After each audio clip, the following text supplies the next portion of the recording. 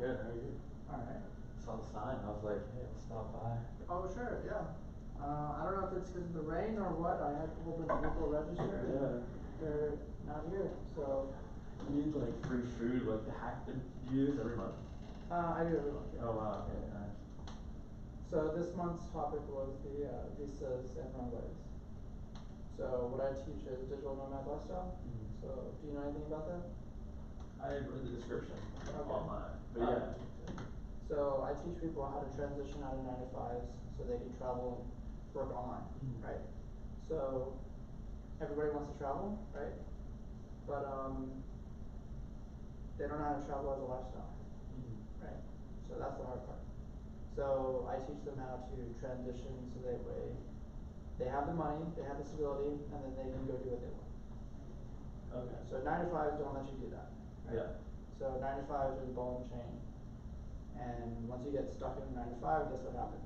The bills start piling up, then you can't get out, and then you're stuck, and then people run into a rut where, well, I have kids, I have a family, I can't get out of this, like I have to support my family, and that's for young people, right? Young people don't have money. Since when do young people have money? Yeah. Unless they're doing social media, most young people do not have money, right? So why are most young people doing digital nomad? It's cheap, really. It's super cheap to travel. People forget like traveling is not expensive. The only reason why you think it's expensive is because what do you associate traveling with? Last time I went to Europe, it was very expensive. Like, did you go stay in a hotel? Yeah. Why? Apartment. Why? Like that's the worst thing to do. Yeah. Those are so expensive. We were with like a couple of girls, so it was just like, right. I guess safety was like a concern. Like, don't want to stay in like a hostel or anything like that. But that's where you should be, right? Like it's so cheap, and at the same time, like that's how you're gonna make friends. Yeah. Now, if you're really smart, you would have been doing social media and already had a place to stay when you arrived. Really? Yes. That happens often? That happens a lot, right? Because once you start to travel all the time, what happens? The world opens up, right? I have friends in South America, I have friends in South Korea, I have friends in Thailand, and all of a sudden, like, you have places to stay all over, right? So you're not looking for a place to stay, you're like, hey, sir, just to let you know, in 3 months I'm gonna come visit you, right? Are they like close friends? I mean, as close as a digital nomad friend can be, right? Because you're always traveling, right? Yeah. So, as digital nomads, like, depending on your travel type, right? Like, unless you're a fast traveler versus a slow traveler, like, your friendships are very elusive, right? Because you will see these people maybe 6 months later. Yeah. And then you might see them again in Toronto, and you might see them again in Cambodia or New Zealand, right? That's the hard part about the lifestyle. It's like, it's the loneliness, it's the relationships aren't really there. Like, you can't really date because you're always traveling, you know? How long do you do this for? Like, what age range, I guess? So for young people, probably when they start like 16 all the way up to like maybe 26, 27. Yeah. Right? And then some of them are just like, I kind of want stability, I kind of want to know what a job is, right? And then the group that takes over after that is between like 55 and up, right? Okay. They have retirement funds, they have already, you know, had a career, they've done that, and they don't want to necessarily be stuck at home anymore, or they don't want to be dealing with the politics in the US anymore, so they go travel, right? There's a lot of older people who have moved outside the US just because it's so much cheaper. Yeah. You know? Like, you could go live elsewhere for like $400 a month. You know? You could go live elsewhere for literally more than like $1,200 a month tops. Yeah. Right? Yeah.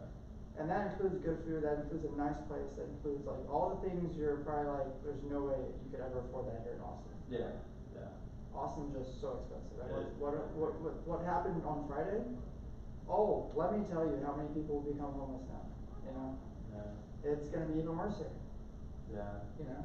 So tonight was just like how to deal with like visa issues, like how to structure like travel logistics and how to travel on a budget and things like that. And, it gets into a lot of nitty-gritty stuff just because like Yeah. it's not easy, right? Like if you've ever dealt with visas, you know like some countries are not visa friendly Mm-hmm. and other countries are like we don't care, right? Yeah. Like if you go to Costa Rica, what's the visa policy over there? No clue, but. So you can go to Costa Rica and be like, okay, well I'm kind of near my end date. I'm gonna step outside real quick. So you might cross the border, and then go have lunch, cross it back in, and your visa renews. Like it just renews automatically, right? Not every country is like that, right? And that's why so many people love Costa Rica. You know, now you could probably go do that in Cambodia and Thailand, but you do have a limit, right? Like you're not a permanent resident, so it's not like you can stay there forever. Mm-hmm. Now, of course, if you have a digital nomad like Visa, they want you there, right? Like they want you to be there, right? Because now you can make money there and still live there, Mm-hmm. and you're fine, Mm-hmm. right? But if you don't have a digital nomad visa and you go on a tourist visa and you start making money, yeah, you can get into a lot of trouble. But you know? there's no like specific digital nomad visa. Yes, there is. Yeah, there's like 60 countries that have it now. Oh really? Yeah. Yeah. And how do digital nomads typically make money? So there's 3 ways, right? Like that is like I work for a company, but I work remote, Yeah. and I'm allowed to travel wherever, or my company has sent me over here Yeah. as a remote worker, and I still get paid in US dollars, Mm-hmm. right? The other way is like they're freelancers, so they go online, they pick up gigs, things like that. They do remote work and they travel, right? Okay. Other people, they just take it as they go. Like they'll land in a city, they'll go find a simple job, Yeah. they'll work that job for a bit, and when they get tired, they're off to another place. Right, like there's this one girl who she loves bartending. So every time she lands in a new place, she goes straight to the bars. Are you hiring? Cool, great, here's what I do. Cool, start next week. She's got a job. Yeah. You know. And that's it. So but how I teach is a little different. Like I add in like the social media aspect, I do all that stuff. How's it going? Hey, how are you? Come on in. Packed house. I know, and I was just talking, it's either the rain that kept people away or it's something else, right? Well, the one downstairs, there's a lot of people, so maybe that. Is it the AI one? Mhm. It's always the AI. Yeah. So what's funny about that, I'm glad you said that, is because like I still incorporate AI, but like mine is not like everything AI, right? This should be on. Let's see if it picks up. Yeah, there we go. So yeah, he was just asking like the different types of ways nomads make money. So we'll kind of go through this. So this is the agenda, right? So I've been doing this since January, but I've been also running this program for about 2 years now, right? So this program right here is pretty in-depth, right? So I cover everything that most nomads deal with in their lifestyle. So Oh, so this is for people who want to be literally- nomads, and then people who are seasoned nomads, but they want to get better, right? Gotcha. Yeah. I was just okay. Maybe So- not be the right. But yeah. So what are you? Are you a corporate employee, or are you a freelancer, or do you work for yourself? Or Yeah, we're a startup. Okay. Me and a friend, and we're just always trying to attend as many events as possible that we may benefit from, but we're not. So what are you looking for? Just to network, just to hear, just to learn more about businesses, to hear other people talk about their businesses, and Mhm. hope that maybe some of the questions that they're asked we can apply. What does your business do? So we connect volunteers to volunteer events, and then we also help organizations manage volunteers, and we also help businesses use VTO. So right now, a lot of businesses have VTO programs that thousands of hours go in use. So we are How do you find them? businesses. So that's where we're at right now. So we're pre-launch. We're hoping to launch July 4th, somewhere in that time frame. Okay. But we have an app that's like up and functioning on test flight. Okay. That, How does it work? you want to see? Sure.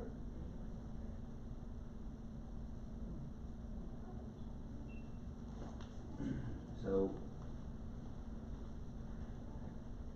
it's called Kinder. A volunteer would create an account. After they create an account, they'll have a dashboard. Their dashboard won't look like this.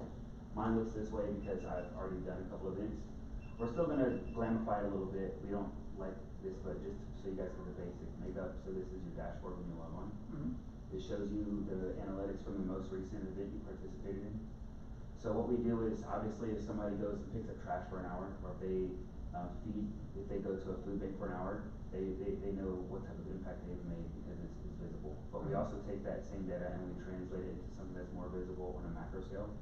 So in the event of picking up trash for an hour, we convert that into how much carbon emissions they reduced. And the way we get all that information, it's visible in your profile as well. We have links to all of the peer-reviewed literature. So in this one, it's from the EPA.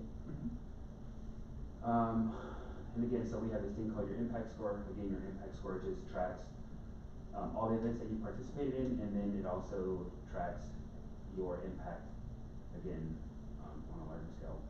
So all of these metrics, again, we have links so you can see how we got the number. We call that your impact score. This is one of my favorite ones. So we have, it was found that if a volunteer participates in 100 hours of volunteering per year, it decreases loneliness, increases their mood, and it also decreases the risk of all-cause mortality by 22 to 24%. So we can track all that for you. There's an opportunities page. It's going slow right now. I don't have a good signal.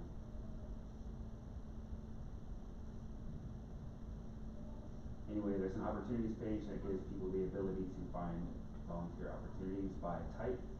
They can even use the map to find volunteer opportunities near them. How does it find the opportunities? So when you create an opportunity, anybody can create an opportunity. Volunteers can create it. Organizations can obviously create them. When they put the address of the event, then it shows it here. So it would show up as a pin. All of the opportunities that we have on this page currently are fake. This is just a Oh, you guys did. Yeah, okay. So here's the opportunities page. So if you find one that you like, you can click on it, read up about it, join it. Right. We have a feed that we're still working on, so like a basic social media style feed. We're going to clean it up, make it look a lot more engaging. Basic chat function that is broken right now. This is your page. Again, we're going to change the way this looks. Different gamifications or different badges. And then there's the journey, so people can see like what my journey is, what events I've participated in. And how does that connect to LinkedIn? And does that automatically post? So we're going to do that. So we're going to integrate with LinkedIn, Facebook, Instagram. That way people can share it to and from. And then on the organizations side, so if you create accounts in organizations/business, we have different softwares that we've created where they can track and manage volunteer participation. We even find grants for them that they may not know they may apply for. And then they can also create grants that they are trying to pursue. And the more volunteers they have and the more event types that they create, this tracks their progression toward different grants. We even help them generate certificates that they can submit to grant officers. So actively right now, if an organization wanted to print off a report to submit to a grant officer, they can do that right now. Another cool thing too is we have a way of verifying all of your hours. So not everyone that participates in a volunteer event is doing it because they do it for fun. Yeah. Sometimes they need hours. Either it's court mandated or they need a forcible application. So we have a way that they can generate a report.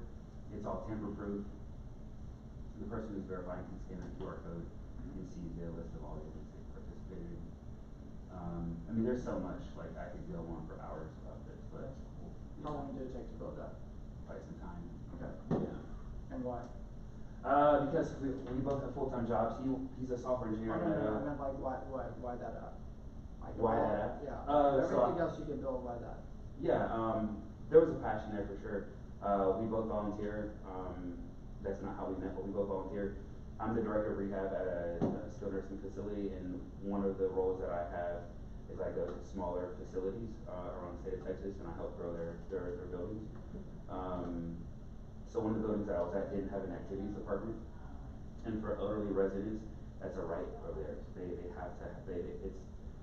These facilities have to provide that to them, and they didn't have it. And I was like, okay, well, knowing what I know of other nursing homes that I've been at, they usually have an activities department that's led by volunteers. And I was like, okay, well, how can I find volunteers to have activities? And I didn't know where to go. Yeah. And I was like, holy shit, like there's no Facebook, there's no Instagram, there's no Hinge for volunteering, you know? So I use Facebook groups. and join Bastrop community, posted, like, use AI to post, come up with something that I could copy and paste, put it in there, introducing myself and what it is that I was trying to do. And within 6 hours, I had like the next 45 days of calendar filled with just people that wanted to come in and give up their time, and I was just mind blown by the amount of people that I was able to connect to on a small Facebook group who didn't know where to go, who all had the same, I mean, everyone was, so many of these same people were like, I've been wanting to do this, I just didn't know where to go and do it at. There are currently a couple websites that are doing this, but they're hard to find. They're using older, outdated technology, and they also don't have as much of a user engagement like how we do. There's so much more on the user engagement side that I haven't told you about because I'm trying to keep it short and sweet, but that's kind of how it started. Is it gonna make money or is it just for the community? It will make money. It'll make money. So the software aspect of it. So currently organizations are spending in small to medium sized organizations. Sorry if I have a list out my itinerary. Are spending anywhere between $1,000 to $3,000 per month on old and outdated tools that don't communicate with each other to manage their volunteer events. Whether it's managing the actual event creation or if it's managing the hours or the grant process, it's just old and outdated, and it's very laborsome because one person has to take data from one spreadsheet, move it over. Right. So we do all that in house. Okay. So that's going to be one of the biggest ways, and then also the BTO side of the business. So Bank of America, Oracle, Amazon, you name it, any of those big businesses are giving anywhere between 25 to 40 hours per year of BTO time to employees that are going unused. So we hope to be integrated like a Workday or Paycom. When you get employed by Bank of America, you get a Kinder account, and this is how Bank of America can manage and track their individuals' BTO usage. There's a couple reasons why these companies give BTO. It's been shown that if a company just offers BTO, they decrease turnover by 1.2x. If employees start using it, they increase retention by 5.6x. It's because it promotes work culture, it gives people a sense of belonging and purpose. A lot of people aren't necessarily chasing dollars, they're chasing being a part of a community. That's one of the reasons why like Google is so good at retaining people, because they have like these little work bubbles and just this very inviting place that you work. Another huge thing that a lot of people don't realize is that there's a lot of money in the volunteer community that's like very untapped. So Bank of America, for instance, will pay up to $5,000 per employee per year toward the organizations that those volunteers or that their employees are participating in. So on the value delivered thing here, so this is money that would have otherwise have been donated. If I was a Bank of America employee, would have been donated to the organizations that I was participating in, because volunteer hours are recognized as 36 hours and 14 cents. A lot of these companies are matching those hours in the form of a financial donation. So we're hoping to, or we're also going to have integration with Stripe. That way, Bank of America, whoever you name it, or even individuals can donate to organizations directly through the app. So that's another way we can make money, is by charging a small service fee.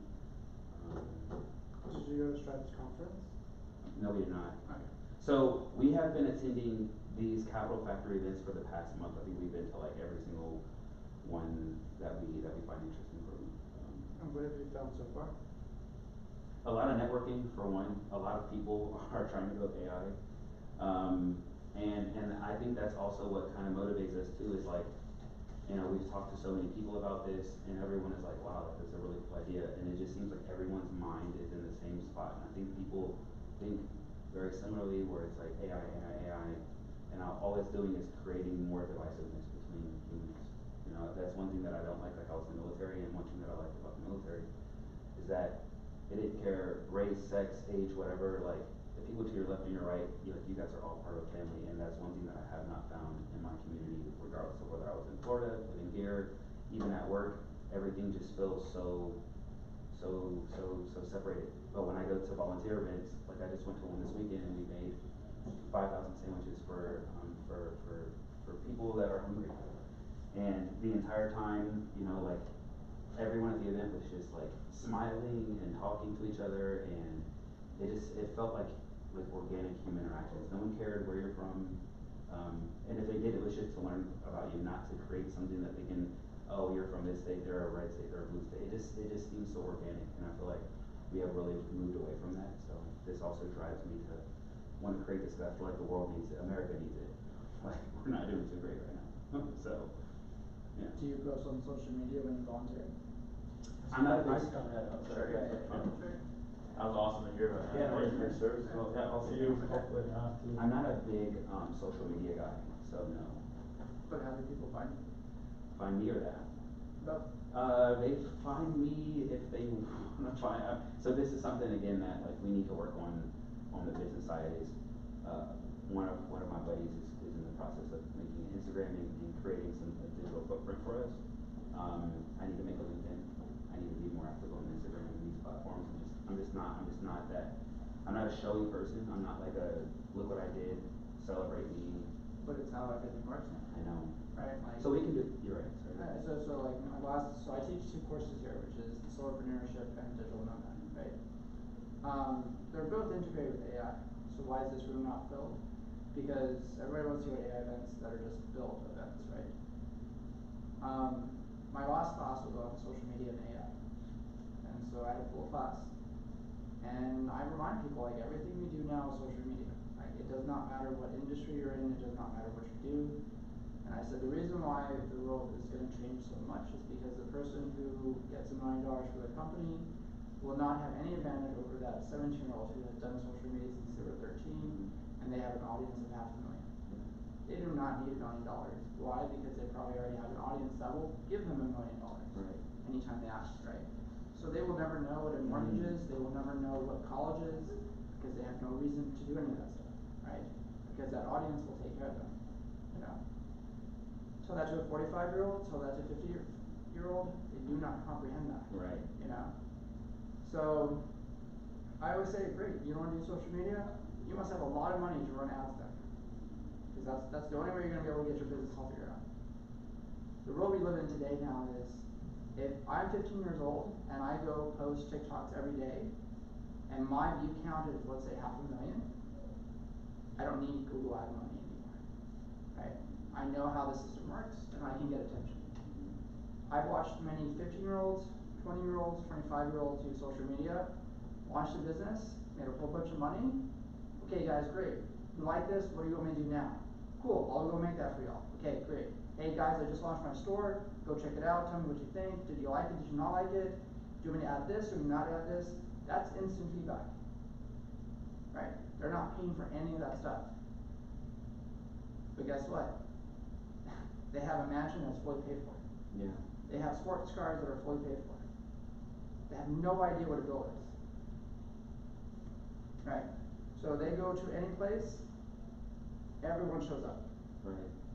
That's way more powerful than I've sat and built for 6 months. I've been in a room by myself for 6 months, no one knows what I'm doing, and now I need to tell people. Right. Yeah. So when I go to AI events, which is what I do, everyone there wants to use AI, right? Mm-hmm. Can they afford it? Oh yeah, I know, I've heard it's expensive. Right. I had somebody in my class say, hey, we want to do AI UCG. I'm like, cool, you must be super rich. I've never met a multi-millionaire before. What's your name, right? And they're like, what do you mean? I said, tell me the cost of what it is to make one AI generated video. And they're like, I have no idea. I said, you're telling me you have no idea and you want to go make UCG with AI? Yeah. I said, it's almost $200 a pop. 10 seconds. I said, what on earth makes you think you can afford that? And you want to do that how many times a day? So then I get into Cloud Code, right? I was talking to this guy, I just met him last week at a demo here in Austin. Built this amazing product. And I said, cool, I love what you're doing. You're going to make a lot of money with this. Then he goes and says, oh no, this is open source. I said, oh, okay. So we are not looking to make money with what we built. Okay, got it. So how do you plan to make money? It's like, well, I don't. Like, I just want people to use it so they know what's out there. This platform shows you what bills are out in Congress and tells you if they're misleading, what companies they benefit, what companies they don't benefit, right? Mm-hmm.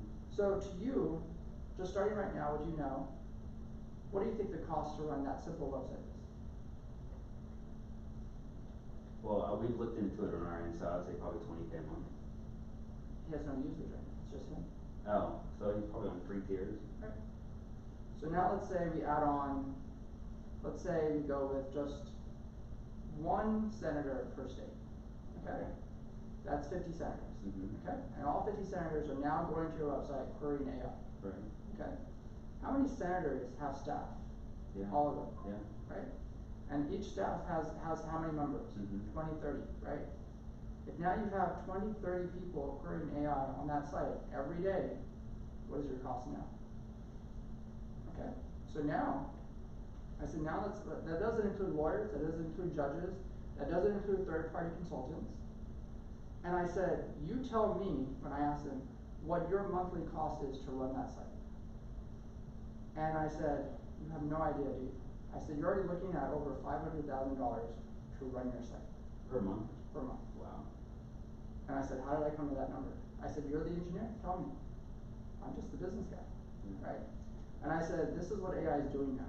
It's so prohibitively expensive that the cost to run these systems is going to start pushing people out. Like, that's why, like, you go to these, the rooms are packed.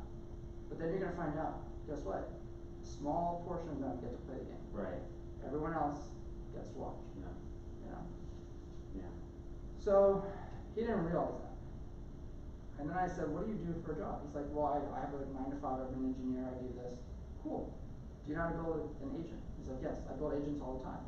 I said, tell me what an ME agent costs to sell to a mechanical engineer. And he's like, 20,000, 30,000. I said, what are you gonna do? Are you gonna be poor your whole life? 20,000 for an agent, are you kidding me? He's like, is it more? He's like, you're nowhere near the number. So when I explained to him the cost of an AI agent for a mechanical engineer, he could not wrap his head around how much it is. I said, why is it so expensive? So I told him $250 and above, right? I said, because that company is gonna use it probably 100 times a day for all their engineers in that company. $250 total, that's a steal. And they're probably gonna use that for 5, 6 years, and you're gonna charge them a maintenance fee. He had no clue how expensive AI was. Yeah. Yeah. So, yes, I'm still plugged into all the stuff. I go to all the AI stuff and everything like that, but I'm watching what's happening, and many people they're getting bills, and they're finding out I can't afford this anymore. Right. Like they built an entire thing on Replit, and all of a sudden one guy was just like, our bill showed it was $15,000. Yeah. He's like, we're screwed. Like they had to shut everything down. Yeah, I've heard of that. That's what a buddy of mine was telling me. One of my mentors is a CEO of a company called Apology in Tampa, and he was like, well, he was like, look, I love the idea and blah blah blah. And he goes, just be careful how fast you guys grow, because you could literally wake up with a $30,000 bill, if this thing grows too fast. Because what's happening is people are building on AI. They're building everything with AI, and those companies know how to keep things sticky, right? So there was a report that came out about Microsoft and Copilot saying that they want to make their product so sticky that to get out is almost impossible. So right? I don't understand this. Again, I'm not a builder. I don't do anything technical. So we built a lot of this on Claude. Yeah. He built a lot of this on Claude. So Claude, the cost that what it costs to continue to run this using Claude will go up with more users. Is it because every time they query AI, that's a token usage, right? What do you mean? I'm sorry. What do you mean query AI? So if I'm using your app and another person's using your app, and I'm using your AI tool on your app, I'm burning through your token. Oh, we don't have any AI tools on our app. Oh, okay. Yeah, we don't have any AI, and we want to keep it that way. So then, as much as possible until there's actual utility. So, where does the code stay though? Is it inside Claude or is it inside Google Cloud? Or no, he has another thing that he pays for the code, and I don't know. I wish he was here because he'd be able to answer that question. He pays for something for the storage of all of our data. I want to say I don't know. Okay, so then so the part that the people are forgetting is like, if they build inside Claude, you can take everything, take the code, move it to the cloud, and be done, right? problem with code is it always needs to be updated, always needs to be changed. So it sits there constantly. So you're always going to have to rely on Claude, and that cost is going to keep going up and up and up, right? So you may go and be like, hey, we need to add 5 new features, we need to change this. Hey, security updates came out, we need to patch this, do this. And then you're still paying $200, but then all of a sudden your cost overage might happen, and you're going to get billed for $3,000, right?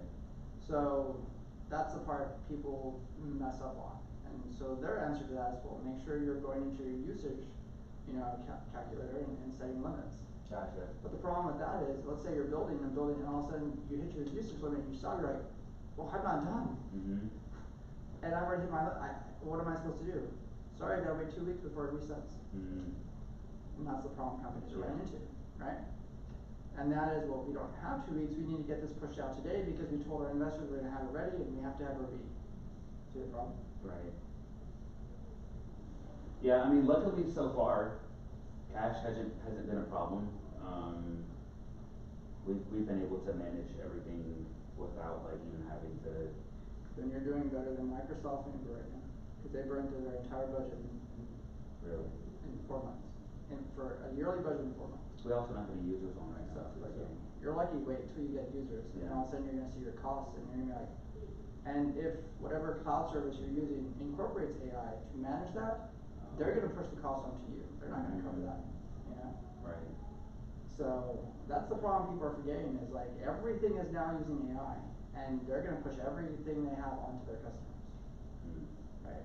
So you may think like, I just need storage, but the back end of that storage may be managed by AI agents or systems, agentic systems, and that's expensive. So. Yeah, I wish he was here because I don't know. I barely am able. I mean, I understand what you're saying. I don't understand how complex it is and what that actually looks like. Right, and that's why like going to that stuff, you're gonna meet some people who have built some cool stuff, and I've met a lot of people who built a lot of cool stuff, and then you go back and like, how's your thing doing? I had to shut it down, it's too expensive. Yeah. I'm like, but you had a great idea. Yeah, but I don't know how to get it out there. And it goes back to social media. Yeah. Like social media will save you in the end, because you're just like, if I have an audience of 10,000, guess what I don't have to do? I don't need to spend ads. I don't need to go to my app and be like, hey, how do I get this out there, right? It's gonna work for me, Okay. But it's not easy, right? Like social media is a job, and I always tell people who think like, I'm 45 years old, I don't need to be doing social media, I have a job, like I'm fine. I'm like, oh right, because who thought 40-year careers still exist? Right. Right. So yeah. It's an interesting space. So all the people who took my course last month, when they saw social media and how technical it is, it's a lot of work. How often do you run that course? It's every month. Okay. Right? It's every month, right? So last month was social media. Not the following Monday, but in 2 weeks. Okay. It'll be building a tech stack for solopreneurs. Okay. Yeah. But yeah, I mean, like, it's just one of those things I'm keeping track of, and I'm watching just the costs of AI just go out of hand. Like there was a guy, I cannot believe this happened. There was a company who burned through $500 million in 1 month in AI tokens. $500 million? And I'm like, what was this guy doing in your company? Like, how was that even possible, right? And I'm like, this is insane that this is even happening. Now, of course, they love it because they're making all this money, And that's what happened with Anthropic and, XAI, where XAI's model Grok is trash, and they know that. So they're like, hey, we don't know what we're doing, but we'll sell you compute. And Anthropic's like, yes, please, we need it. Otherwise, we're going to crash, So they just sold them a whole bunch of stuff, And that's why Claude can still do its thing. So is Claude the best in your opinion? It is, and it's the most expensive. It is the most expensive, and I've watched so many people have to shut down what they do because it's just so ungodly expensive. My friend was working one night, he was doing something, and then his email pings, right? And he's like, what is this? Clicks on it as a receipt for that Droplet. He's like, but I just paid the bill, why are they sending me another bill? I was like, you do realize that $200 is just your subscription fee, right? Like, your usage fee is another cost. Right. He's like, well, how do I stop that? I was like, then stop using Claude. You can't unless you stop. And so now people are just like, well, now when I need something done, I don't want to spend a lot of money. I go to Codex, and you can use Codex in the $20 model, right? And so the people are like trying to do that. So now people are like jumping around, trying to save a buck here and there. Right. Yeah, I use ChatGPT, and I'm sure, but I don't do any coding. And for my application, ChatGPT, and I pay for it, it's perfect. Like it's perfect, because I don't know any of the coding and stuff. I work in healthcare, and Yeah. I don't know any of that stuff, so it's perfect. But yeah, my buddy Curran is like, dude, ChatGPT is so garbage. He's like, it's great for how you're using it, but like if you were using it more technically, you'd be like, this is garbage. But how does he sustain that when he hits his limits? Like, does he just like wait and be like, okay, I'm gonna go take a walk? What does he do? No, we pay. But do you have like multiple accounts? No, we just have one account. Okay. Yeah. Yeah, I mean, like we've both been putting side money away, and we both have cash and stuff. So again, money hasn't been the challenge for us. The challenge for us has just been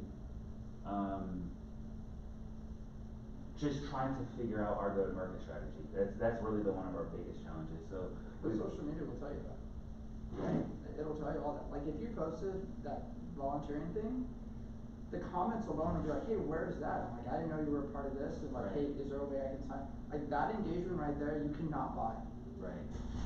Right? And then every time you keep doing that, like, hey guys, just to let you know, I'm gonna be going here this week. If you want to sign up, go send them some love, click on the link. And if you do send them love, make sure to tell them that I sent you. And guess what? They're gonna be like, hey, we got a whole bunch of signups because you posted. Right. You can't buy that stuff. Right. Yeah, so what we're trying to do kind of first is getting organizations on board, because we feel like although the volunteers are the backbone of the app, we feel like the organizations hosting events is kind of like the core. Any volunteer can go and post a volunteer event. Hey guys, me and 4 friends, let's go pick up some trash. Let's go do whatever. There's the mission isn't as oriented as it is from organizations. So organizations, when they are hosting events, there's usually a huge mission or there's a huge goal. So we want people to feel like they have the ability to play, like if we think about it as a video game, they can play on easy mode or they can play on like hard mode. And like hard mode is like going and doing like a mission with a campaign or with an organization, where there's a lot more structure and it's usually a lot larger. You guys are working on something that's a lot more visibly large versus if I create a volunteer event for people to come clean up, a park that I like going to, it's not the same as if a food bank of Austin is hosting an event. So we're trying to get a bunch of organizations on, maybe 30 to 50. We've been in contact with about 20 solids. So Do you want more? absolutely. Do you want to talk to them right now? Absolutely. Okay, open your phone. Go to Boardy.ai. What is it? Boardy, BOARDY.ai. And you're gonna click on I'm sorry, one more time. BOARDY.ai. And then click on message me. And then fill out your information, tell them what you're looking for, and then he will give you a call. And what you're gonna do is you're gonna explain to Boardy what you're trying to do, who you want to talk to, and then he will do his thing. Really? I'm not even joking. I'm not joking. I use him every day. So what I have been doing is I've just been going on Google, typing in nonprofits out for Austin, clicking the website, seeing kind of what it is they do, coming up with a message, sending it. But he has all the warm intros you need. Wow. So yeah, just call him right now, and he'll call you. And every person I've told about Boardy, one of my friends got on the phone with him. He's like, "Is this really AI? Or is this a real person?" He's like, "There's no lag at all. Really? There's no lag at all. It's so fast, and it's free.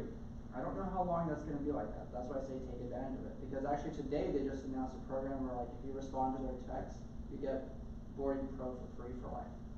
So I was like, I signed up right away. I was like, so, because he will, like, if you, let's say you go to Houston, like, hey, Boardy, I'm going to be in Houston for 2 weeks. Can you set up lunch meetings with people, right? Sure, great. I'll go do that, right? Hey, Boardy, I want to get a presentation for this company. Do you know anybody that's looking to talk to me? Yeah, great. I'll go talk to them, right? That's what he does. Wow.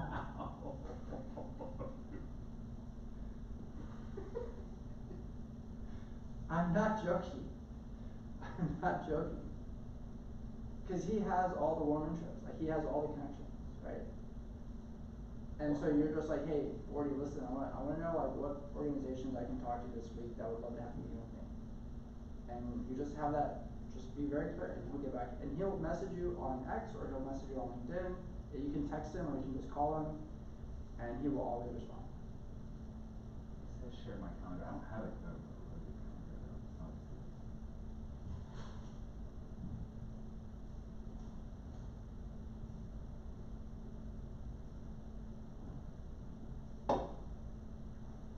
See, I'm nervous about allowing these to access my information though. Should I If you not? wanna just email him, you can just email him. Okay. Like, just go to your email. Okay. And just type in 40 at 40.ai. And just say, hey, Chris Lopez told me to talk to you. I'd love to hop on the phone with you. I'm sorry, 40 at 40 at 40.ai.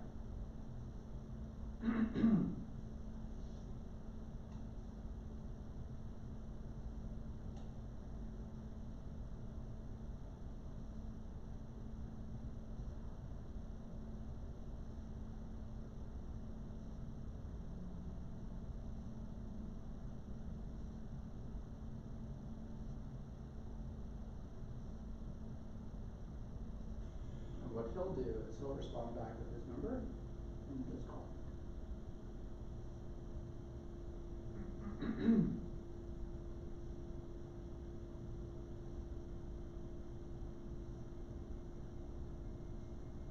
And see, this is another thing too. I don't know if I should be approaching nonprofits, or we don't know if we should be approaching nonprofits from the stance of we want to sponsor them, and if we sponsor them, we'll help. You know, we'll get them a white glove service of creating an account and all that.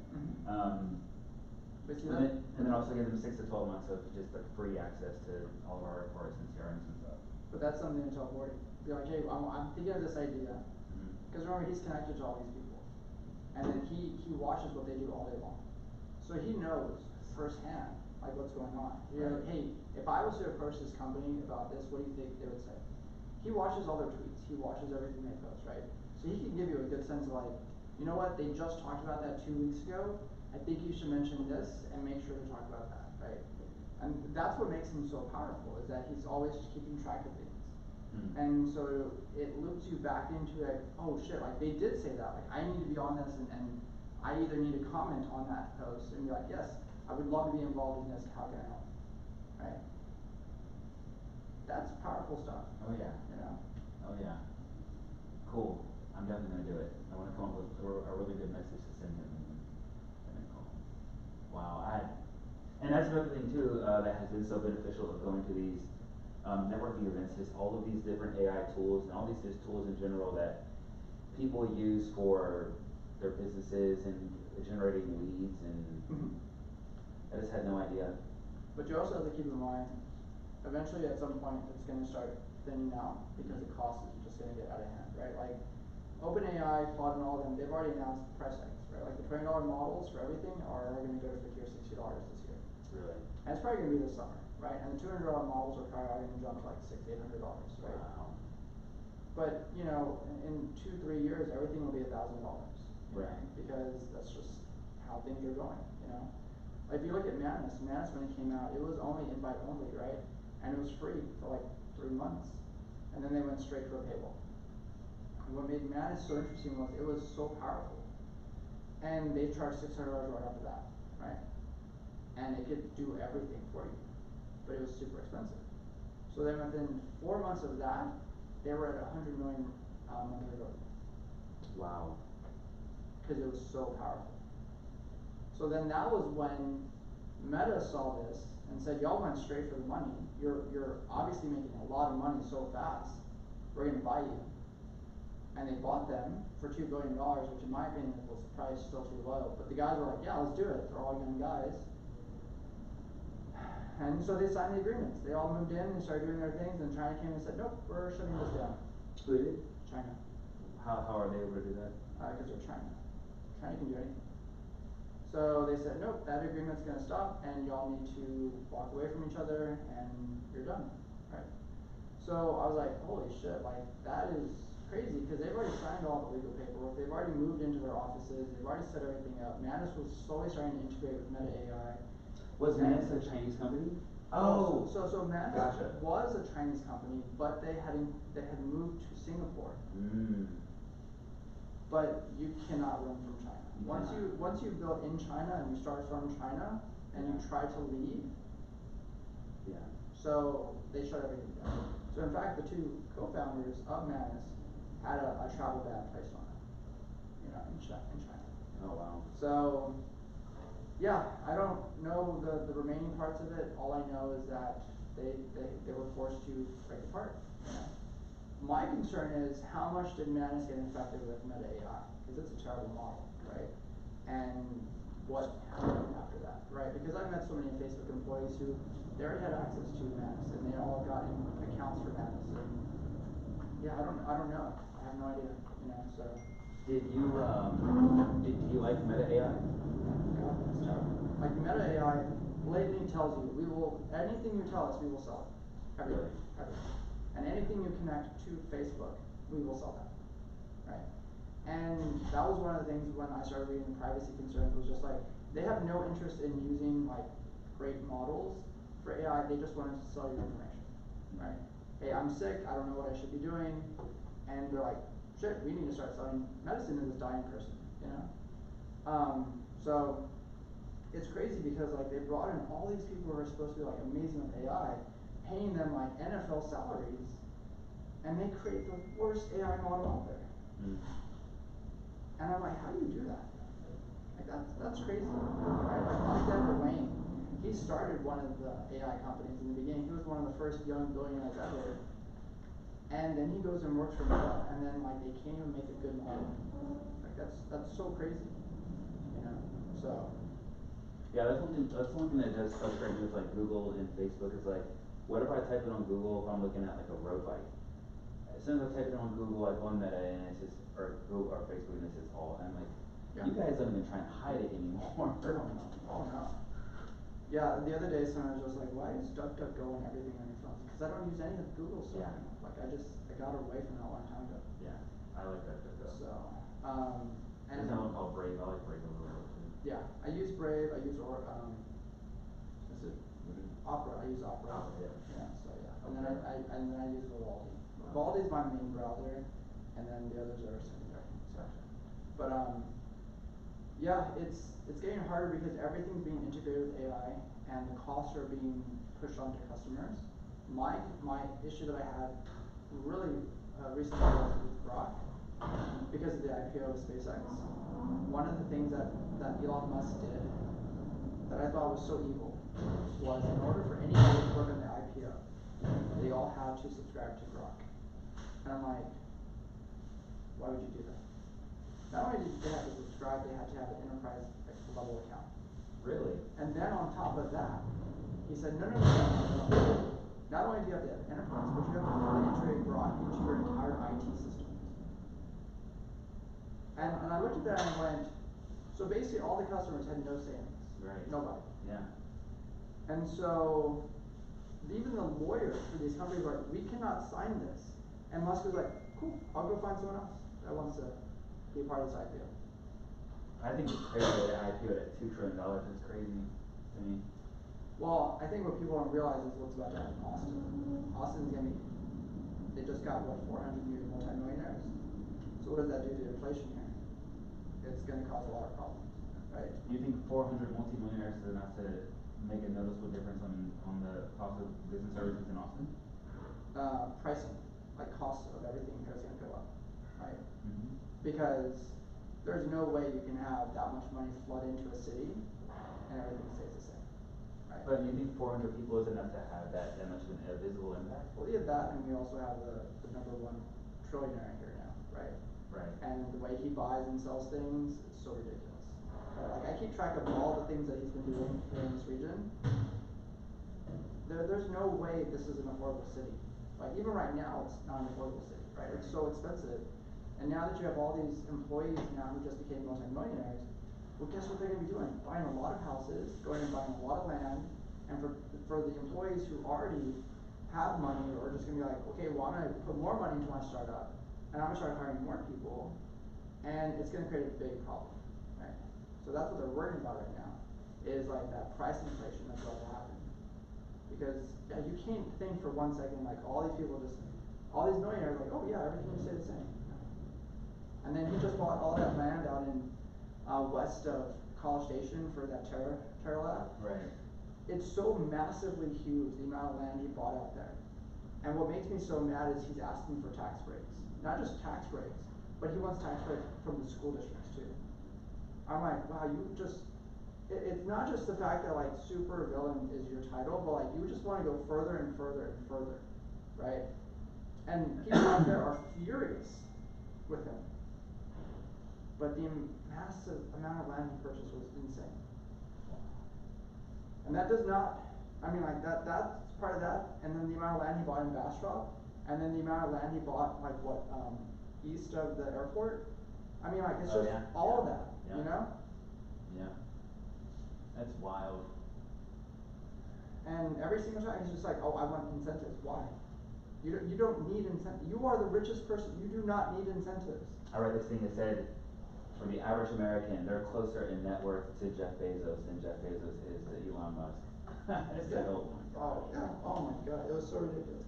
So anyways, there's a website that keeps track of all the companies that former employees of SpaceX and Tesla have started, right?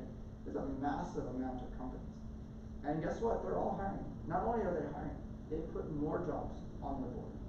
And I was watching this, and I'm just like, this is insane. So then I asked my friends who are engineers, like, who can't get a job. I said, hey, do you know this company? Do you know this company? Like, no, never heard of these places. I'm like, that's crazy, because guess what? All these companies are based here in Austin. And they're like, but we don't know any of them. I'm like, I wonder why, right? Why do you think that is? Because the problem with universities is that everyone is taught to go work for the big five, right? They don't ever know to look for anything else. And none of these companies post on Indeed. They don't need to pay the bills that Indeed or ZipRecruiter charge. Right. So all these companies just post their jobs on their career boards, and if you can find them, hey, good for you, right? They're fine, right? So when I showed my friend this, he's like, dude, there's a shit ton of jobs here. I'm like, yeah. So when I hear these PhDs, master's engineers who can't get a job, they're not trying. But at the same time, remember there's an incentive by these companies and universities to push them to the big tech companies. I also feel like a lot of these companies are tired of hiring the same types of people that think the same. Like, you know, like if you need an engineer, obviously an engineer is gonna be the best person. But I think that just always hiring people that have the same background, they come from the same schools. Like I feel like there's just like there are think tanks. You know, maybe take someone from a different industry who's like a high-end professional in a different industry. Maybe they can apply. Right. So I'm gonna show you if this site and see if you know any of these. Did any of these come to mind? We have relativity, base, impulse space, apex, Hermes, firefly, radiant, long wall. Any of that? No. So these are all started by former SpaceX employees, right? And they all have valuations. They all have been funded. Do they need funding now? Not really. Reliable Robotics, StarCloud, Rebel. And in order to be on this site, you have to prove you were a former SpaceX employee. And if I go to jobs, I'm an engineer in the US looking to blank, blank, blank. And if I go down here, these are all the job openings. Wow, what's this website called? This is Alumni Founders. Alumni Founders. Look at this. I mean, like, there's so much stuff here. So, like, and it's such cool jobs, too, right? And, yeah. But it tells you the name of what company it is, what the role is, where it's based out of, things like that. Yeah, so, just not looking hard enough. But anyways, yeah, this was one of the sites that I discovered because I keep track of everything that's going on, right? And yeah, so one of the things they were doing for the economic report was Austin's gonna experience a massive growth of housing demand for millionaires, which is gonna put a huge strain in West like, right, Westlake is where all the millionaires live. Right. So now all of a sudden, the valuations for the homes are probably gonna start going up, right? Because so much money's here now, right? So, yeah. But I feel like people who work over at, I don't know, near the airport, are they gonna wanna drive that far from the airport area to Westlake? That's a long Do drive. you wanna live in East Austin? I live southeast Austin. I live in, have you heard of Easton Park? I live in Easton Park, so it's nice out there though, you know? Right, but if I'm worth half $500 million, Of course not, yeah, you're like, I don't wanna live fucking the next door. right, like, it's a very different culture in Westlake, right? Like, Yeah. everything over there is such a, everyone there, I don't think I can, so, there's so many houses in Westlake that have helipad pads in their backyard. That what? Helipad pads. Really? A lot, right? I didn't know Westlake had that type of money. Oh my god. I mean, I knew it was yeah. rich, I didn't know it was like Oh that no, level rich. it's that level rich, right? There was a house that I used to go by that had a 20-car garage, right? Wow. And that person who had one of the helipads on BK's, guess where he works? He doesn't work here. He works in Houston. That's why he has the helicopter, right? And he works in oil. He's an oil exec, right? You go out in Westlake, go out there for a little bit. The homes are gotten so much bigger. Yeah. My friend, she was trying to sell her house, and this is such a crazy story. She could not even get to $1 million in valuation for her home, and I said, how is that possible? She's like, well, that's what the appraiser said. I said, the home next to you is $15 million. The homes next to you are $7 million. What do you mean you cannot get one? So, since I study that world very carefully, I looked at everything, and when they had done the land appraisal, they had broken the land up into 3 parcels. So it shows up as $750,000 for like the first lot. And then the middle lot is its own thing, and then there's another lot. I was like, but you're selling it as one. She was like, yes, I know. I was like, then your appraiser and your real estate agent should know that. I said, I'm sorry to tell you this, but like, you need to get at least $7 million for this land. She looked at me like, how is that possible? I'm like, no, you don't sell it here because their agents don't know what they're doing. You need to go to Connecticut where somebody's gonna pay you $7 million for that piece of land. Right. You know, you need to go to Idaho, you need to go to Washington, you need to be advertising there, right? Because the homes out there are just so gigantic and they're huge, right? But to California people, they're super cheap still, right? Right. You know, so a home that's $15 million here, oh my god, that's nothing, you know? And for all these new multi-millionaires, $15 million homes, they just got $500 million in stocks. Yeah. That's nothing, you know, so. Right now, I'm sure all my friends in real estate out there are having a blast. Yeah. So I need to hit them up and be like, hey, I need to go to some parties. For real. And bring me. Chris, yeah. I do gotta run. Sure, Man, it was absolutely. great talking to you. I could talk all night, but I gotta eat food. Yes. I wish that, I will definitely attend, So the next one's in 2 weeks. your social media one. Yeah, the next one's in 2 weeks, and it'll be upstairs on the 16th floor at 6. Okay, and this is the social media, No, so that's solopreneurs. okay. So that's the solopreneurs, and every month is a different portion of what solopreneurs do. So Gotcha. this month will be how to build a tech stack for solopreneurs. Gotcha. Yeah. So. Gotcha, okay. Well, I might not be at that one, Okay. cause we have a tech stack already. Alrighty. Well then, thanks for coming. I appreciate your Sure, time, absolutely. Chris, thank you so much. Okay. Until next time, good sir. Yep. Have a good one.